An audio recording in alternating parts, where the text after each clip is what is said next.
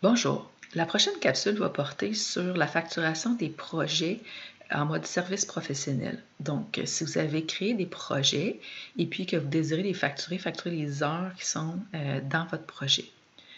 Il faut aller d'abord dans Facture, mais vous pouvez passer aussi par les feuilles de temps, le projet en question. Vous pouvez faire une nouvelle transaction, créer une facture, une dépense, un devis.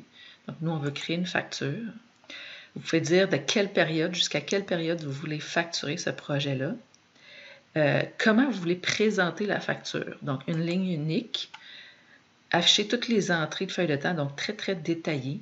Vous pouvez également regrouper par tâche. Si vous avez mis plusieurs tâches dans votre projet, vous pouvez les regrouper par tâche. Donc, on ne verra pas le nom des ressources. Ou de regrouper par utilisateur et par tâche. Donc, voyons un cas en particulier. Qu'est-ce que vous voulez afficher sur la facture? Le nom du projet, le nom de la tâche, le nom d'employé. Dans ce cas-ci, le nom du client ou fournisseur ou cette option-là que je n'ai jamais utilisée pour faudra que je teste éventuellement. Donc, allons-y pour le nom de l'employé. Puis la description de l'article, vous pouvez choisir d'autres choses. Vous pouvez choisir des plages de date ou une description de la tâche. Est-ce que vous voulez facturer les dépenses non facturées associées à un projet? Donc, qu'est-ce qui est passé par soit les comptes de dépenses ou les factures fournisseurs? Zo nous amène dans le module de facturation, prépare la facturation et puis vous amène le détail comme vous avez spécifié. Donc, en ce cas-ci, j'ai le nom de la ressource avec les articles, donc les tâches, qui n'est pas très évocateur dans ce cas-ci, j'en conviens. Et vous pouvez enregistrer votre facture et la transmettre directement à votre client si elle vous convient. Vous pouvez choisir d'envoyer le courriel tout simplement.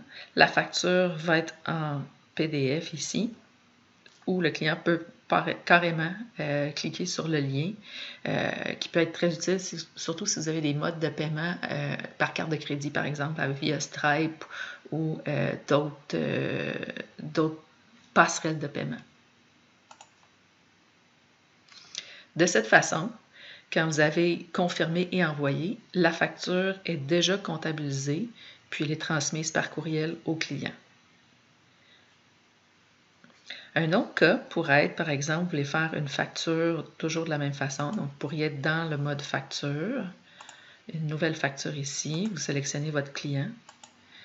Quand on descend un petit peu plus bas ici, vous allez voir les options. Donc, vous avez ici des articles ou des factures non traitées. Ici, on va aller sélectionner un autre projet, on va faire un autre cas. Facturer jusqu'à quelle date? On peut regrouper, par exemple, une ligne unique pour ce projet-là. Qu'est-ce qu'on veut afficher? Le nom du projet.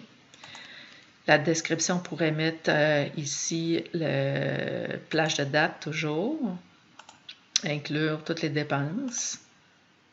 En ajoutant, on voit les dépenses qui sont détaillées. Par contre, ici, le temps est associé au nom du projet. Toutes les heures ont été regroupées et vous avez le total ici qui est facturé. Vous pourriez décider de l'enregistrer comme brouillon pour éventuellement l'envoyer un peu plus tard. Vous pourriez vérifier votre facture ou que votre facture soit vérifiée par quelqu'un d'autre. Donc, pour aller récupérer une facture brouillon, vous retournez dans la facture ici modifiée et puis vous pouvez enregistrer et envoyer pour être capable de faire suivre la facture. Le modèle ici, c'est toutes des choses qui peuvent être modifiées. Si vous n'aimez pas ce modèle de courriel-là, on pourra voir ça dans une prochaine capsule. Si vous avez des questions, n'hésitez pas.